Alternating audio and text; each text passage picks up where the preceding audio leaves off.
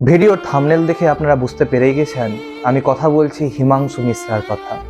আপনারা অনেকেই দেখেছেন তার কান্নার একটা ভিডিও, যেখানে তিনি বলছেন যে আমি 96 লাখ টাকা আমি হেরে গেছি Dream11 জাতীয় সেই বেটিং অ্যাপে টাকা লাগিয়ে, এবং অনেকের কাছে ধার দেনা করে 96 লাখ টাকা এখনও আমার কাছে ঋণ আছে বা তারও বেশি ঋণ আছে। তো সেই ঘটনাকে অনেকে আবার মিথ্যাও বলছেন, কিন্তু একটা কথা মাথায় রাখবেন, কর্ম না করে যদি কেউ ফল পাওয়ার চেষ্টা করে, অর্থাৎ জুয়া খেলে টাকা ইনকাম করার চেষ্টা করে, সেটা কিন্তু যুধিষ্ঠির মহারাজের মতন ঘটনা ঘটবে তার।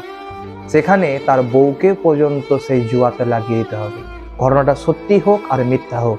কিন্তু এই জাতীয় বেটিং অ্যাপ আপনারা দয়া করে কিন্তু লাগাবেন না। কর্ম করুন এবং কর্মের উপার্জিত টাকা দিয়ে আপনার সংসার নির্বাহ করুন। ধন্যবাদ।